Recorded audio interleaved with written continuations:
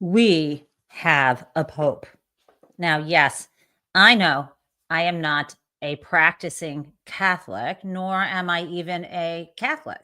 I'm just a nice Jewish girl from Michigan, and it is almost Shabbat.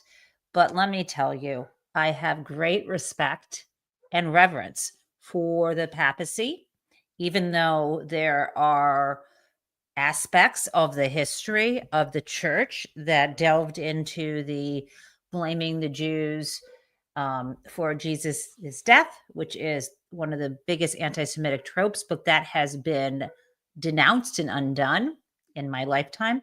And of course, I support LGBTQ rights. And I think personally, based on my own religious background, that it is a woman's choice whether to continue a pregnancy, and that forced birth is not in keeping with my understanding of my faith and the humanity of others. That said, and I know that seems like a big exception, I actually am very fond of Catholic doctrine. And there was a time in my life when I was in a relationship with someone who was serious about their Catholic faith.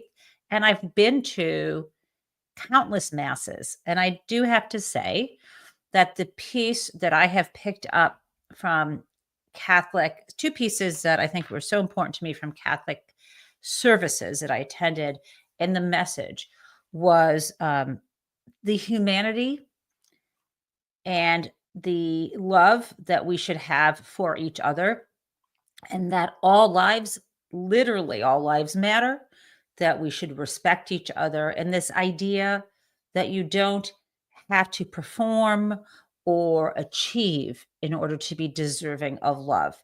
So this is something that I appreciate. And let me be clear, I appreciate all kinds of spirituality, faith, and ways in which we can engage in the world that show respect for each other. And to be clear, as someone who went to a private school that was anchored in, I would say, Episcopalian doctrines, I also have an appreciation for this idea of work ethic. So I don't know, are all the major world religions a buffet from which we can choose? Maybe an all you can eat buffet, and you can choose. I don't know, you do you. But this is my lead into the fact that we have a pope. And when I found out on my phone that the white smoke had emerged and I saw what was happening in the name of the Pope, I was utterly, utterly shocked. I never thought in our lifetime or ever, ever, and it has been around 2,000 years, that there would ever be an American Pope. And this is an incredible moment for that to have happened. And let me just share with you the excitement that people in St. Peter's Square had when the folks who are there are largely practicing Catholics, exuberant about this announcement. And let's just watch when the Pope from Chicago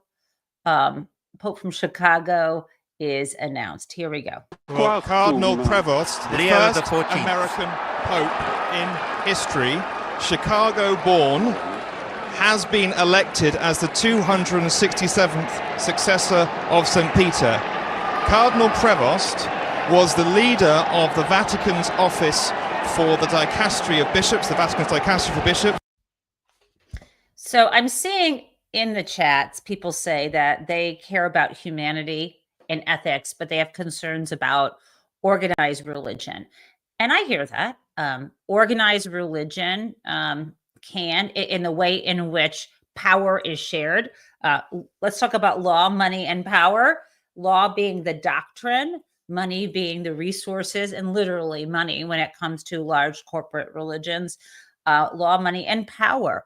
How power is shared in the actual religious institution in terms of helping interpret and define how the people who are lay people interact in their faith, right? Some organized religions are more hierarchical. Others have more decentralized power.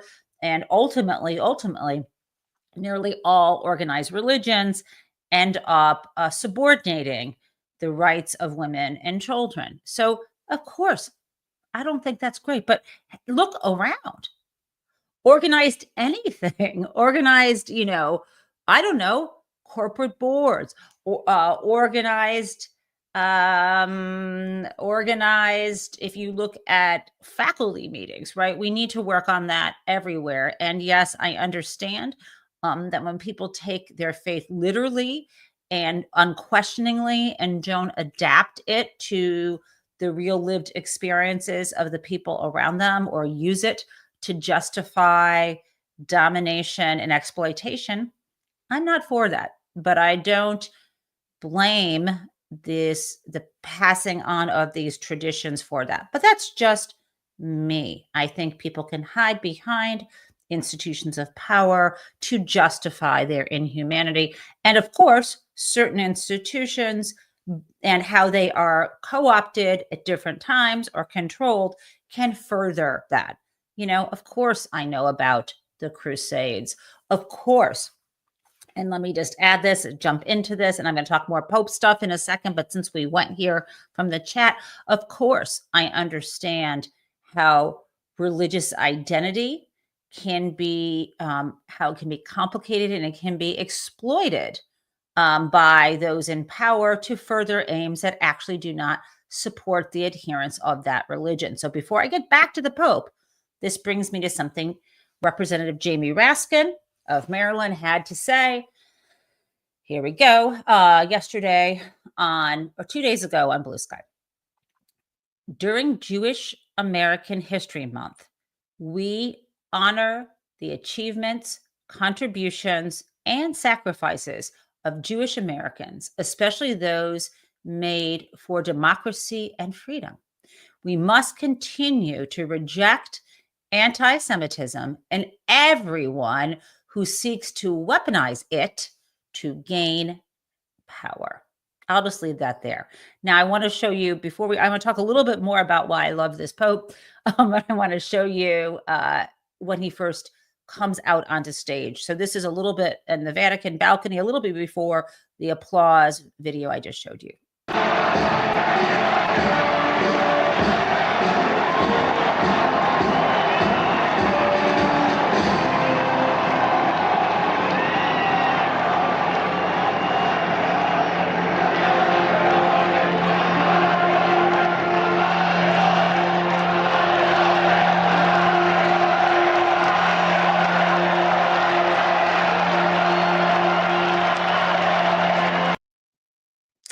Okay, so I just want to have this side profile of him on this page. Here we go, as we talk. So this is Robert Prevost. That was his given name when he was born in Chicago, Illinois, in the United States of America. And he, as is in the tradition of the popes before him, taken on a name in homage to a previous, in this instance, a previous pope. So we now refer to him, to Robert Prevost, former cardinal, as Leo XIV. And why this has particular resonance for many people is that Leo XIII, apparently his shtick, as we Jews would say, his thing, was social justice. Social justice. And one of the recent far right backlash against the shared prosperity that we have experienced in this society, the mechanism, the ideology of greed is to call people who care about others social justice warriors, to call as if that's bad to think and care about social justice. So already the fact that this Pope has taken on the name, taken on the history, and the meaning of social justice. Already, I love the guy. But I'm sure you know there is more. And this, I mean, I couldn't write this. So let's talk about, ouch, how people are now looking at Robert Prevost. Yes, you heard it, Twitter feed to see what he's had to say. Now, in 2024, he didn't tweet at all. But already in 2025, I think we've got 4 to 5 tweets, and we're going to visit his account. But here is my absolute favorite thing to see. And you can see Robert Prevost. You can see a little photo. We'll be examining what that photo is in a moment. It looks like it's him with Pope Francis. And this is something he tweeted out. And he tweeted out an article. And I don't know if you know this, but when I'm going to click on that article in a moment, when you click on an article and you share it on Twitter or Blue Sky, it comes with a prepared headline for you. If you and you can take it away. There are different ways to do this, but this is something that he chose to share and he did not edit out. So here is the sentence. JD Vance is wrong. Jesus doesn't ask us to rank our love for others. Woof. That was in February of this year. Okay. Now I want you to think about this. We're gonna look at Prevost a little more, and I promise you, we're doing the full money, law, and power story today. But I want to talk about the Pope. The Pope is on my mind. So here's the deal. Prevost was a cardinal. Very close relationship with Pope Francis. There's no question that anyone in that relationship might have been aware, even if they're not politically ambitious, that they could be chosen as a next pontiff. And so the advice that a person like that would be given, let's just use an analogy. If you had been nominated, or your name, let me put it this way, when your name is on the short list, for example, to lead an agency, and let's think about this before the Trump era. I don't know.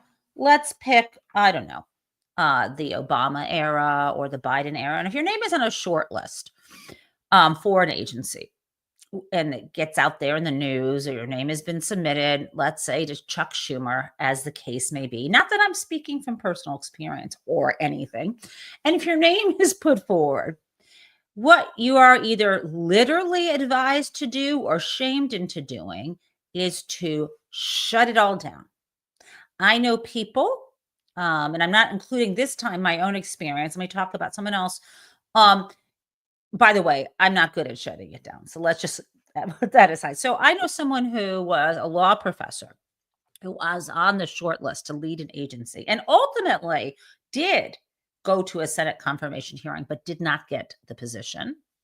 But she was advised, and I think given terrible advice by people who thought they knew better, but she was advised to completely stop speaking at academic conferences, to not publish anything. And this went on for over a year. And even worse, when she was asked questions at her Senate confirmation hearing, to be cagey, to not appeal to the most powerful senators who were the deciders, but to act indifferent. Now, that's one issue. So why do I say this?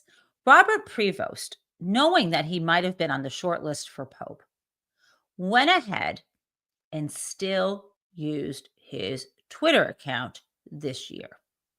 My goodness, do I love that. And what did he use it for? He used it for not sharing crazy cat videos, right?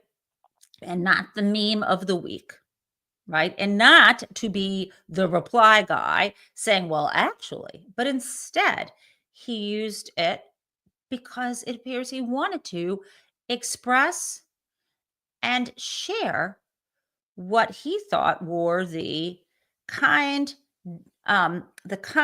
and humane aspects of the Catholic doctrine and teaching that he believed. In particular, the Trump administration, including Donald Trump and his policy around deportation without due process, as well as JD Vance's twisting Catholic doctrine to hide behind it to make the excuse for this cruel and terrible and unlawful, and as far as I'm concerned, evil practice they're engaged in. So let's go to Robert Prevost's Twitter feed real quick, guys. I think if you haven't done this, it's really fun.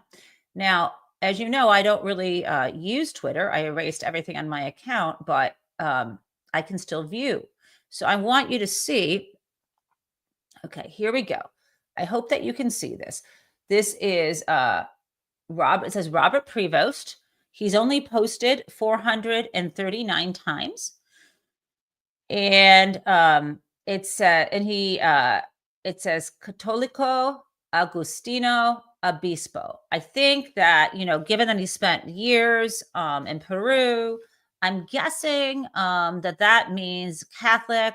The branch of Catholic, kind of Catholic branch or teaching is Augustine. Is that right?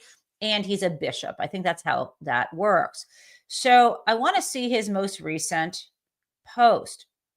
The most recent one was April 14th, right? Less than a month ago. And here's what he shared. He shared a tweet by someone named Rocco Palmo. He retweeted it, and it says, as Trump and Bukele use Oval, and I'm sorry, let me just get to this. I want to blow this up a little bit so we can all see this. As Trump and Bukele use Oval to Fed's illicit deportation of a U.S. resident, once an undocumented Salvadoran himself, now DC Ox Avilo says, do you not see the suffering? Is your conscience not disturbed? How can you stay quiet? Okay, so what is that about? And I'm not gonna. What I want to show you here. If I click through, I'm gonna have to change you're not gonna see what I'm clicking through to at this moment. But what this is about here is I'm gonna share this tab instead. So now you can see I went and clicked through, and you should see what the link that Prevost was sharing here was as follows. This ordeal is the passion. So he was sharing an article written on April 11th, so just a few days after. And in this article is a photo of agents with ICE detaining a man after they conducted a raid in an apartment complex in Denver. And I'm going to read to you because this means so much to me that the existing Pope shared this. And let's remember, he shared this on April 14th. I'm going to read part of this. And this is a support of the doctrines from, I would say, from the New Testament or the Christian Bible. And it is a rebuke, again, to the Trump policies. The church remembers Christ's suffering, death, and resurrection of Jesus in a spiritual and sacramental way during Holy Week. But some people actually experience the passion in a tangible and personal way in their very lives. Among them are members of the immigrant and refugee communities today. And so that is what was going on there, right? This is something, and I want to get back to my sharing of Prevost. This was something that was in the content of it was extremely religious, and yet the way it was shared, extremely religious and about supporting immigrants and what they are suffering right now. Now, I just want to make clear, though, that when this Rocco Palmo shared this and Prevost reposted it, they're really in the face of President Trump and President Bukele of El Salvador. Do you not see the suffering?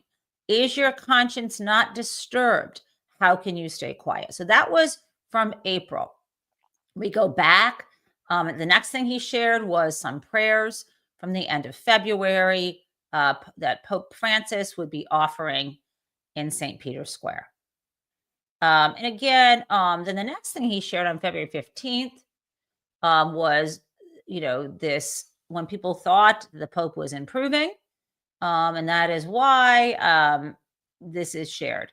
Now, the next thing, just go back, February 13th, and this is like, I think this is right. So we get Pope Francis's letter JD Vance and what the gospel asks of us on immigration. So of all of his posts this year, 2 of them are, as you can see, are about JD Vance, but this is the one to which we were referring earlier. The Pope wrote in February of this year, before he was Pope, JD Vance is wrong. Jesus doesn't ask us to rank our love for others. So let's click through to that and show you what this is. And I promise you that we're about to stop talking about the Pope. I will try. So here is the article. JD Vance is wrong. Jesus doesn't ask us to rank our love for others. Okay. So this is, they're showing you a picture of JD Vance speaking this year at the executive office the Eisenhower Executive Office Building on the White House campus. It's just sort of right across the street from the White House. Okay. So I want to read to you what this author was objecting to in this article. And it was a woman who wrote the article, and that, remember, the Pope, the soon-to-be Pope, a guy who was on the short list to be Pope, Cardinal Robert Prevost, said JD Vance is wrong. So let's read this. The internet, and the article was from February 1st. The internet has been buzzing since Vice President JD Vance said during a Fox News interview on January 29th, and this is JD Vance, there is a Catholic concept that you love your family, and then you love your neighbor, and then you love your community, and then you love your fellow citizens, and after that, prioritize the rest of the world. A lot of the far left has completely inverted that. And this is why the Pope rebuked him.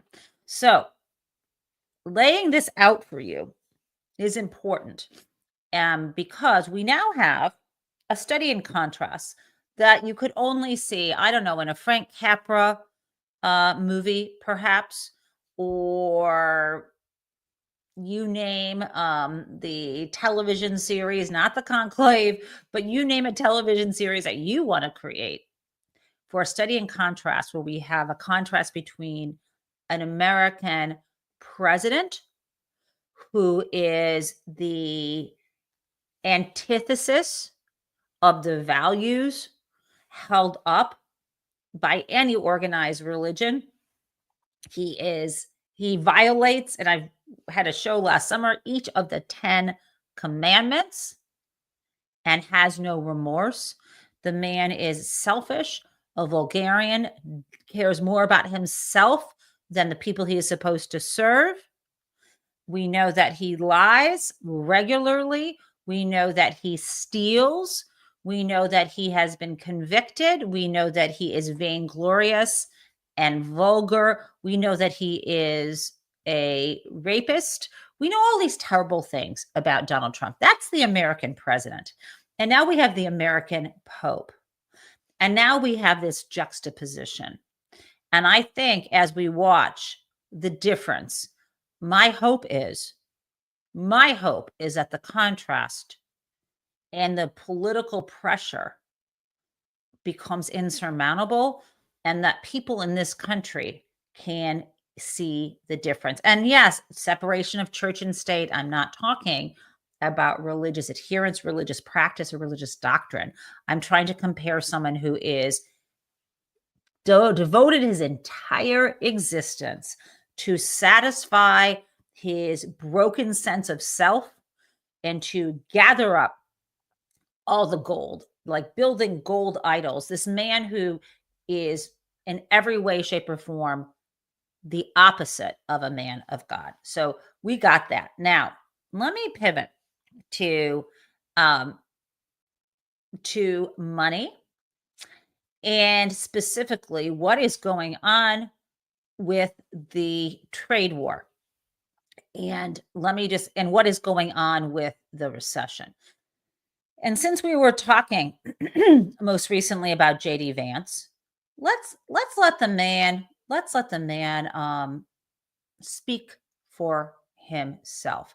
And this is what JD Vance has to say is it's pretty weird, but he is addressing that same tired metaphor, the same Should little girls be able to have more than $2 or 5 pencils for Christmas, as if the entire US and world economy turned on the selfishness, apparently, of small children?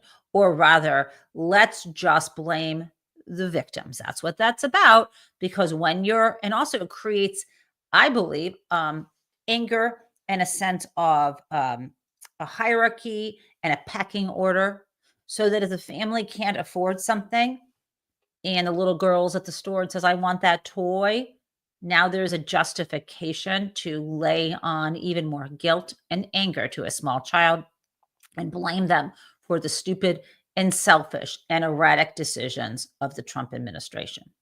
Okay. So this topic comes up again.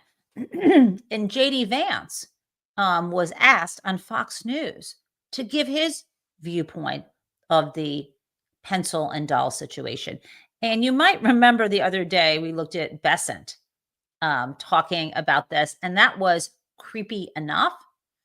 But when you hear JD Vance's spin on this, I don't think you can prepare yourself for what he is going to say. It totally spins out into a weird, violent space. Let's listen. Kids should have 3 dolls instead of 30 or whatever the number was. Do you agree? Do you tell the people of this country that you need to make some sacrifices in order to reorganize this bad trade relationship? Well, I think the president's point here is that, yeah, we do need to become more self-reliant, and that's not going to happen overnight, and it's not always going to be easy, Martha. But what I'd ask people is not whether they want $2 or $5 or $20 for their kids. I'd ask American moms and dads, would you like to be able to go into a pharmacy and know that the drugs your kids need are actually available to you as an American parent? Would you like to, God forbid, if your country goes to a war and your son or daughter is sent off to fight, would you like to know that the weapons that they have are good American-made stuff, not made by a foreign adversary? What President Trump is talking about is bringing self-reliance back to the United States economy. We haven't had it pretty much in my entire What? How did he get from prices on the price that shelves will be empty, because that's what this is about, and that prices will be higher because the cargo ships are not hitting the shores, and we will have to pay more due to the radically large tariffs that the companies that import their products are going to have to pay and pass on to us? How do we get from that to where Besant went, which is, you know what? This whole economy will be reshaped, and in time, if this little girl would just shut up about her dolls, everyone will be prosperous soon, sometime. We don't know when. Okay, sure, man. And then we get to JD Vance. JD Vance somehow saying that we're not going to have medicine. Look, right now we do have medicine on the shelves, but somehow don't we want medicine to be available at stores for us? I'm in trouble, guys, filling my prescriptions or finding what I need at CVS. Have you? The problem isn't whether there's medicine on the shelves, but whether you have insurance coverage to pay for it, or a salary where you can pay for that, or health insurance. I mean, maybe get into universal health insurance, Medicare for all. That would help parents get the medication to their kids. But then the third space we end up in is, God forbid, if your son or daughter, now that little girl who just wanted a few extra dolls and some colored pencils, we're sending her off to fight at the front lines. Has he talked to Pete Hegseth? We're sending her off to fight. And now what's really important is whether the weapons, my little baby daughter who was hugging her doll that we've now ripped away from her, and now she's out with her, brother out fighting some foreign war. And the thing I'm going to give a shit about is whether the bombs that we're dropping on civilians in another country who are also caught in the crossfires of angry, raging men who want to dominate the world by taking territories that aren't theirs. Do you think that the thing going through my mind is, I hope that the weapon she is carrying is made in America, I am confused. I thought we did make weapons in America. I mean, you guys, I don't know anymore what's going on with these people. I get the sense that just like JD Vance will say whatever he wants to say about Catholic doctrine to justify whatever policy position, he just spun out that argument, didn't know where it was going, and it didn't go to a good place. It pretty much went to crazy town. But speaking of crazy town, we're still on the money topic and the tariff topic. So I want to get this to you, which is Howard Lutnick, who is the Commerce Secretary, is shucking and jiving for Donald Trump and is an utter clown. Now, he hit the cable news stations after the rather seemingly impromptu and inexplicable press conference yesterday. So let me just back up. Yesterday on Thursday, Donald Trump had a press conference in the White House with Keir Starmer, the PM of the United Kingdom. And the purpose of this presser, when I say it is impromptu, because it was, the purpose of this presser was to announce their supposed trade deal, where, the tease that it would, comprehensive, detailed trade deal. Now, the thing is, the reason why I said it was impromptu is because the night before, on Wednesday, Starmer had no idea that Donald Trump was planning to announce it because it's pretty much not baked yet. It's not a trade deal. It's more or less the concept of a trade deal. And on top of it, what was announced actually hurts the United States. So the reason why I know is the night before, Starmer gets a phone call while he's trying to watch, he's trying to watch soccer, or I guess they still call it football over there. He's here in the States. I guess he's watching television, trying to watch a soccer match live, and the president calls him, and he's got to pick up the phone because Donald says, "Oh, we're announcing tomorrow." This was not on the agenda. So let me just say, it's crazy. What I could figure out from reading about it and the press conference is as follows.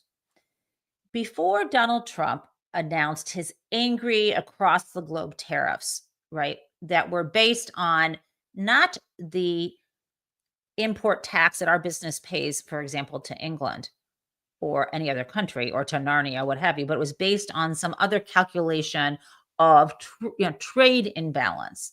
Remember we talked about that was batshit crazy. Before that happened, generally speaking, the tariff that U.S. businesses, when they import products from the UK, would have to pay, I think, is like 3.3% or roughly 3%. When Donald Trump announced it, that went up to 10%, right? And he announced this despite the fact that we don't think he has legal authority to do this, but Congress isn't really stopping him. So he announced that. So where have we gotten? What was a new deal that was announced? It's still 10%. They started at 10% and they got 10%. This negotiation was nothing.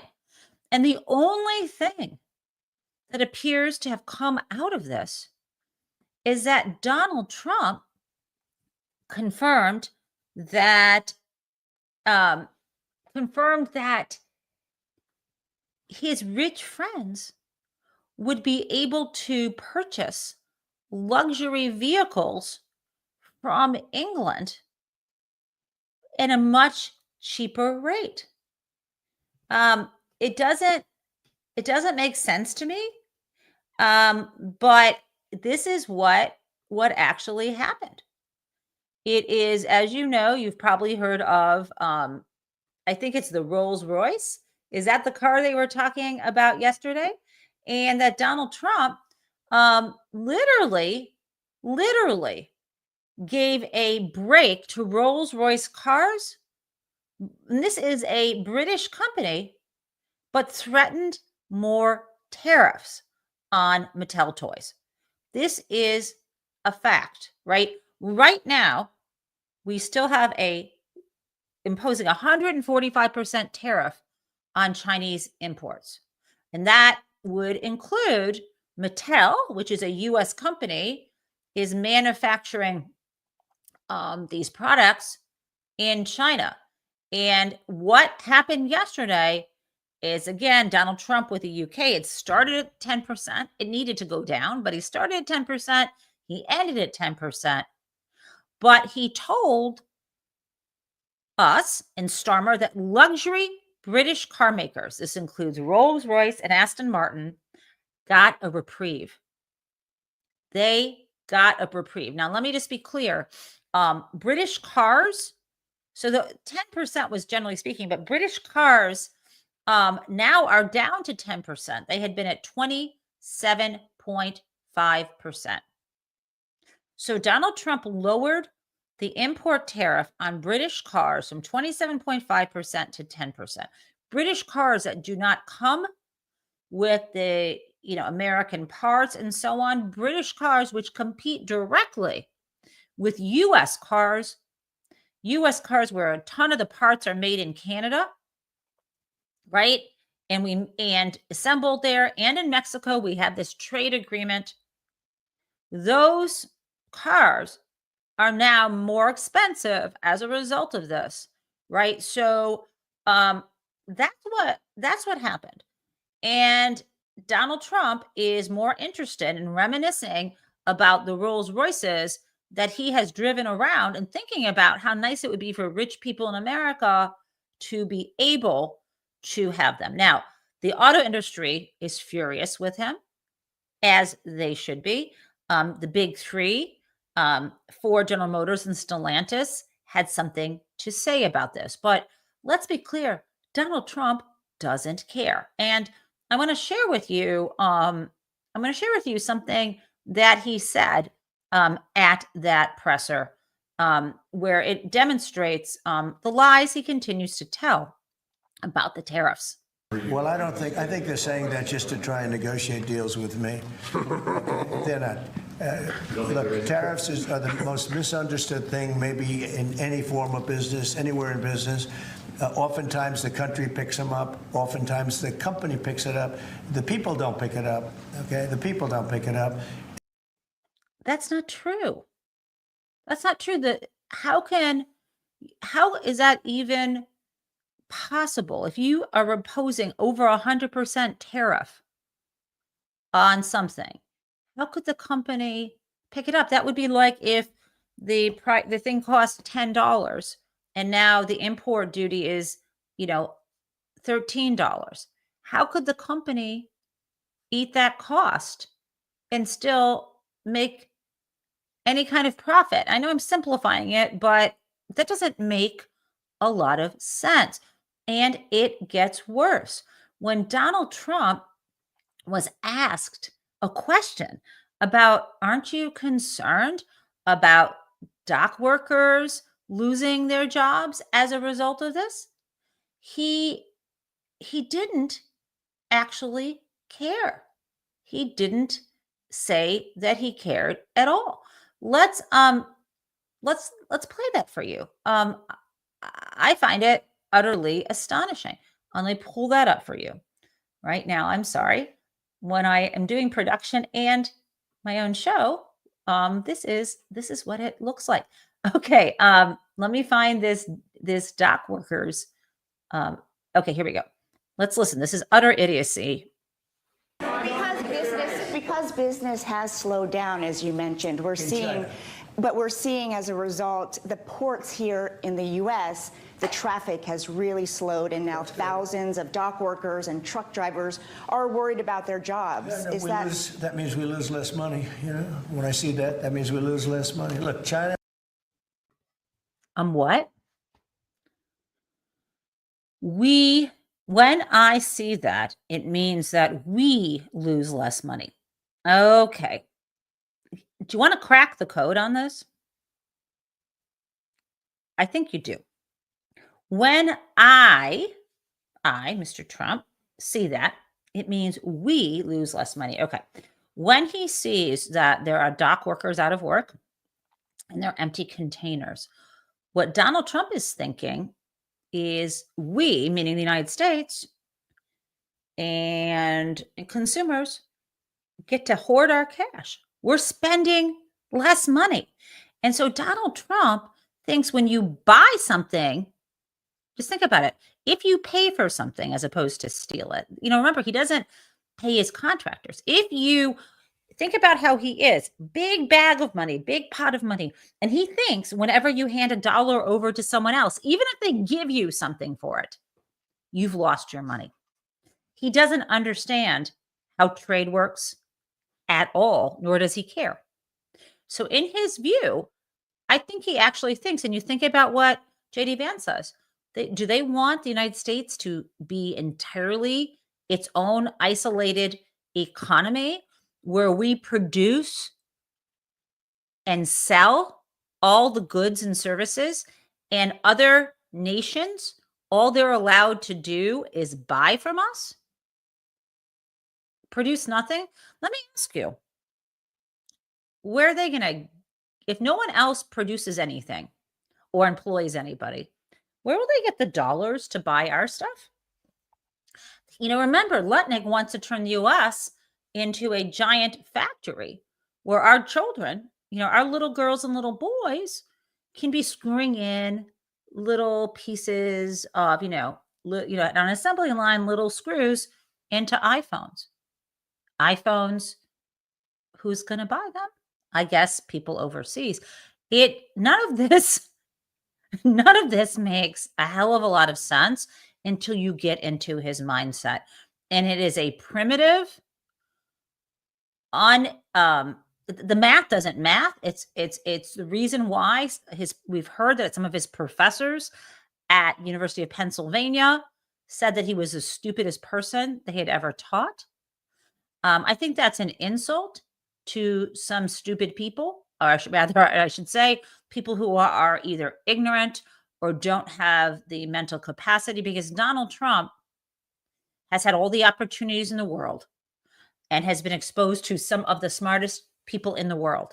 And yet he continues to operate in such a way that is damaging everyone. That's what he thinks of dock workers. Now, we got a little pushback at that presser. I'm going to move on from this presser, but this is really wonderful. There was a reporter who kind of subtly said, I don't see what the U.S. is getting out of this deal. What is the U.S. getting out of it? What's new here? Let's listen. James Matthews from Sky News. Yes. Can I ask, why Britain and why now? And you've described this deal as a full and comprehensive deal, and yet we've just heard from Mr. Mandel said it's the end of the beginning. Clearly, there's much more work still to do. Yeah. With respect, are you overstating the reach and significance of this deal because you're a president who needs a result at a difficult time? I think that it's a great deal for both parties. It's for us. We're opened up. I didn't know how closed it was, quite closed. I have to shut that. He's trying to claim that they opened up the British market and that it was quite closed. That is a lie. It's an utter flippin' lie. How do we continue with this? The minute this man had Sean Spicer in 2017 lie about crowd size, it was game over. And the fucking sycophantic members of the press who said things like, or commentators, when he gave his address to the joint address to Congress, what they call the State of the Union, but it's not a State of the Union until after their first full year. But at any rate, someone said today he became president. No. The man has always been a cheater, a vulgarian, and a liar. He lies about everything. You can't trust him. And this is what he said. Now, let's do one last thing. I'm going to share with you now, outside of the presser, what Lutnick had to say. And by the way, whenever you heard that kind of weird laughter, that kind of raspy horse guffaw, that was Lutnick. Let's listen to him, and then we're going to move on to law and power. British is really opening market, $5 billion of new opportunity for Americans to export to Britain, where we already had a balanced trade. And what we did is we helped them out, as you pointed out. We said, you know what, you can keep your auto industry. You can only go down to 10%. You can keep it. It's only 100,000 cars we import. And you know, we sell 16 million cars a year. So 100,000 is okay. 16 million cars a year? Really? We're going to sell them? Really? Really? Good luck with that, Howard. Okay. So let's now shift to law and power. I think in the law front, the breaking news is that now that Donald Trump has had to withdraw the nomination of the man he wanted to be the U.S. attorney for the District of Columbia, he has come up with a new nominee. Now, remember that the way this kind of thing works is, technically speaking, these positions require Senate confirmation hearings. They just do. And it's because the Constitution talks about the advice and consent of the Senate.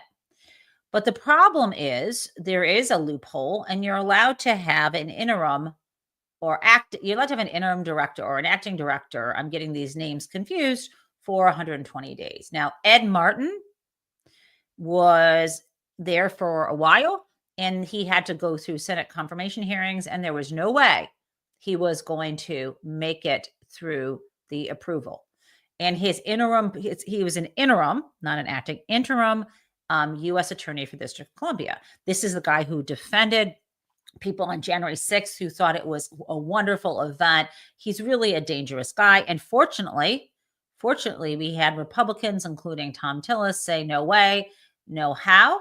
And his position was going to expire May 20th. And so that ended. But guess what? Guess what Donald Trump decided to do? I think you know. He has appointed Jeanine Pirro, yes, of Fox News, infamous for allegedly drinking wine out of a box. I don't think that's true. But a very angry, very partisan, very pro-Trump commentator who was once a county district attorney. She is now been appointed to that role. I can't even count. I think it's more than a dozen people who are television personalities from Fox News who, based on being on Donald Trump's television screen, have now received positions in government. Okay, so that is happening on the law front. Also on the law front, and I'll update you more on Monday, Donald Trump's administration keeps losing in different courts concerning people who are either kidnapped and taken off the street, such as Ramusa Ozturk, the Tufts graduate student, or who was here on a student visa, or people who have been imprisoned in Texas and are at threat for being deported to El Salvador, or people who are in CCOT in El Salvador. There are many different cases, and let's just say the Trump administration keeps losing, and we're moving closer and closer to hopefully Kilmar Abrego Garcia being released, and soon for this graduate student, Rumsaya Ozturk, to be moved from Louisiana to, I believe, Vermont, where she'll be closer to family and so on. Now, we are doing much better on that front, but it is not perfect. Now, let me tell you what else, though, is going on in the legal front. So, speaking of violations of due process, especially in the area around immigration, one of the things when I was a corporate lawyer in New York that young lawyers were allowed to do is take on pro bono cases. And some of the ways that lawyers will do that, and there's actually a legal obligation in some states to stay admitted to the bar doing pro bono work. That means pro bono stands for pro bono publica, for work for the public, and it's for free. And you offer your time to these causes. And because if you are just out of law school or a young lawyer trained to represent businesses in commercial litigation or regulatory compliance, you might not know a thing about immigration law at all. So typically what you would do is work with an immigration law center who looks forward to having free labor and mind space they can rent from these lawyers who long to do good work, not just well-paying work. So what's happening now, as you know, when Donald Trump got several law firms to bend the knee and commit pro bono hours to him, which was outrageous to begin with, we now have major law firms pressuring their young attorneys not to take immigration cases. And so it is shameful. What you can see here is a headline from the Times. Some giant law firms shy away from pro bono immigration cases. This is a subhead is fearing the wrath of President Trump. Some elite law firms are declining pro bono work on lawsuits challenging the administration's policies. And here is one law firm, Gibson Dunn. Let me read this, and they should be shamed. Lawyers from Gibson Dunn explained that it was afraid of incurring Mr. Trump's wrath if the firm was associated publicly with a lawsuit that sought to restore legal representation for unaccompanied immigrant children, the 5 people said. Gibson Dunn is not the only law firm shying away from immigration litigation. I really, really have almost no words other than don't go work for Gibson Dunn. I would never, if that's what they do, if that's how they operate, you cannot associate yourself with those law firms. Absolutely, absolutely not.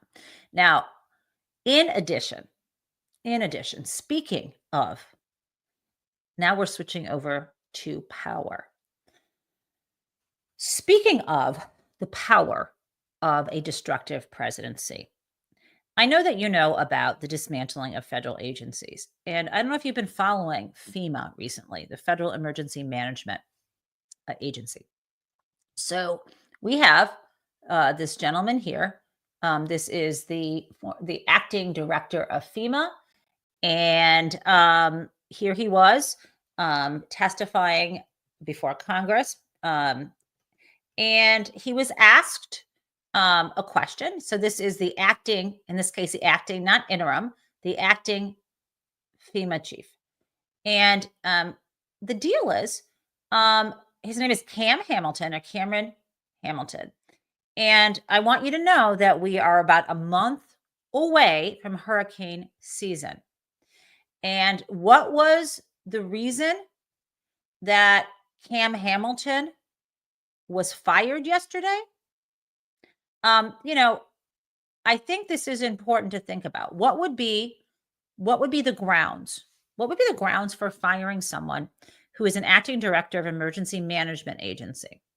I think that the bar is pretty high for getting fired, because I still remember that the head of FEMA under George Bush during Hurricane Katrina, he didn't get fired. It's very hard to actually get fired around there.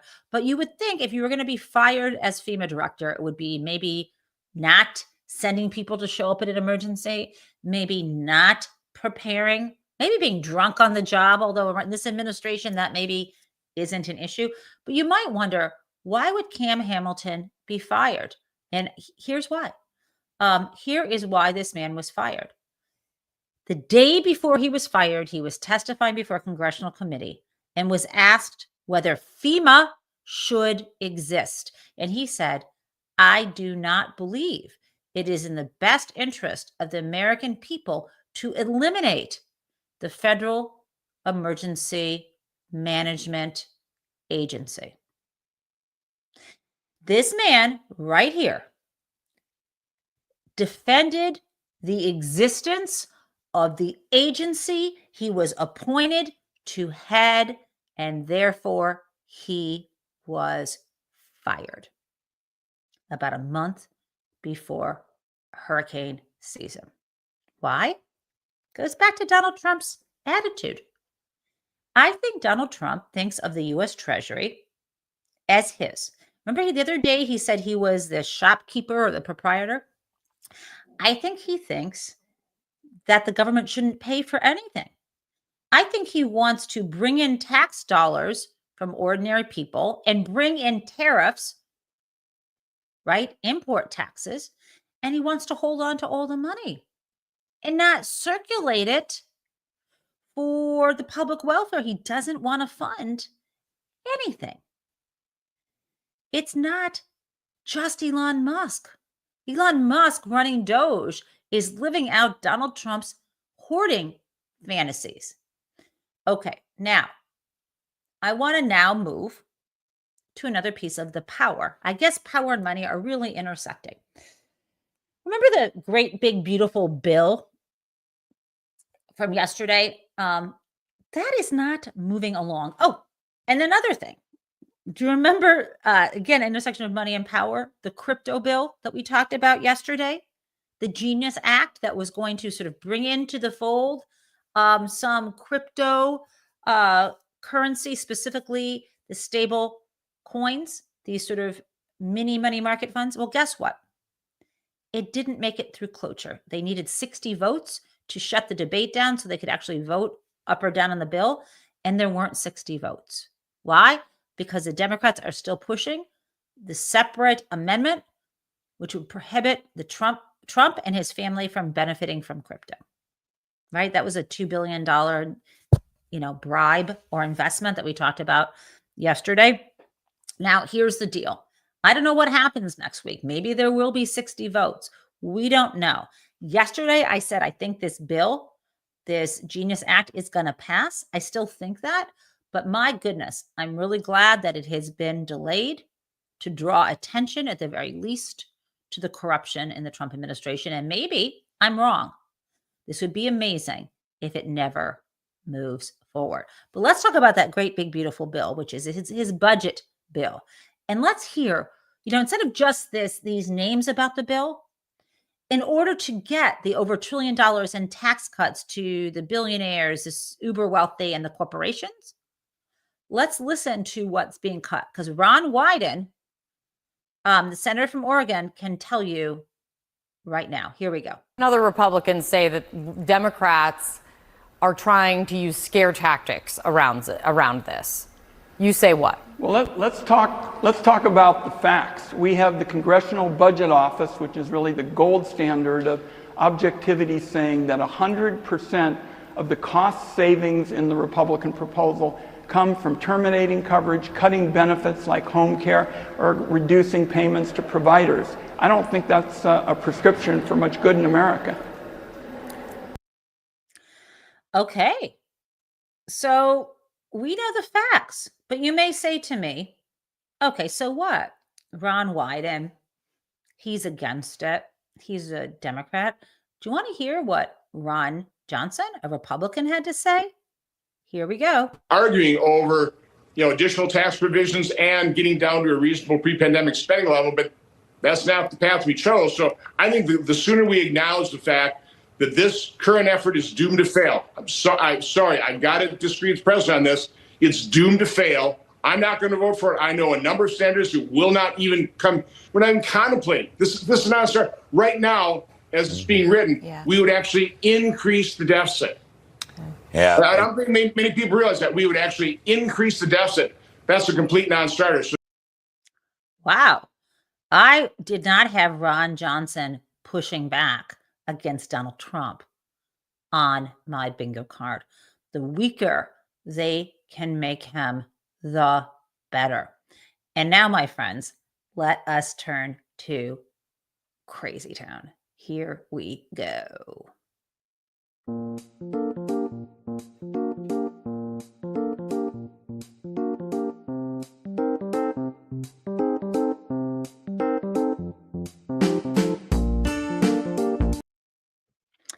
So I think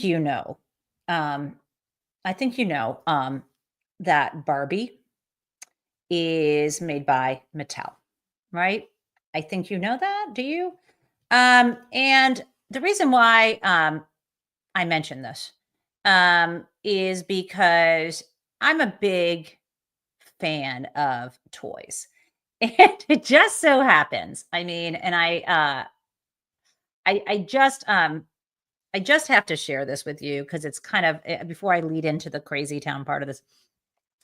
One of the courses I teach, and then I teach every year, and I taught last fall. These days I'm teaching it every year. It's called Corporations, and it's a course that you teach law students that talks about the rights and responsibilities of people who make decisions inside of corporations, and the three kind of bodies of types of players that share this balance of power are the shareholders, the corporate executives, we call them the managers, and then the board of directors. Okay. And so what I want to share with you is something I do every semester when I teach corporations is choose. Here we go. Oops, I didn't do this right. I'm sorry, guys. I wanted to do this differently. Every semester, I choose a cover slide, and this year, this past fall, my cover slide was Mattel. Right? I'll choose a different corporation. One year it was Tesla. This year it was Mattel. So you can see August 26, 2024. That was last year. My cover corporation was Mattel. And here it turns out here are the different Mattel brands that you may have heard of. We have got right here, well, I think you can see Barbie is one of the top brands. We also have the fabulous game Uno. We've got Fisher Price. We have Hot Wheels. We have the Barney franchise and even Bob the Builder. So these are some of the brands from Mattel. And the reason why I mentioned that to you is I chose Mattel not for political reasons, but because I thought it would be really easy to teach corporate governance principles and principles of corporation law and how to read a balance sheet when we have a real company. And the Barbie movie had just come out. And so I was kind of into Mattel. I thought that would be a good example. But I will tell you something. And this is what, before we get to Crazy Town, Mattel is a corporation. Mattel is not a country. And with that, let me share with you Donald Trump glitching out and not only getting, maybe he misspoke, but getting confused and not really realizing Mattel was a US company, maybe, and deciding to attack a US company. What seems to be going on here, if you can follow him, and let me set this up, is that he seems to be saying that if Mattel decides to manufacture its toys outside of China, right? Because they're not going to manufacture them here. They already were interviewed else at one point. If the CEO of Mattel decides, you know what, we'll pick a country that has a lower tariff. So if China is over 100%, but some other country is just 10%, then he will move manufacturing elsewhere so that the tariff Mattel has to pay when it imports will only be 10, not like 130%, which means our toys will be cheaper. What Donald Trump effing said is, I'll crush you. I'll follow you to whatever fucking country you are, and I'm going to impose a tariff on you. That's what he said. So it's not clear whether he thinks Mattel is a company or a country, but please listen with me. This is insane. Mattel, I don't know. I'm not so sure. They also said they're the only country I've heard. They said, well, we're going to go counter. We're going to try going someplace else. That's okay. Let him go, and we'll put 100% tariff on his toys, and he won't sell one toy in the United States, and that's their biggest market. I heard that. I mean, I watched this guy talking about how I'm going to go counter. I said, well, I wouldn't want to have him as an executive too long. Guys, I have nothing else to say. And with that, I want you to have a absolutely beautiful weekend. Stay out of crazy town and enjoy yourself.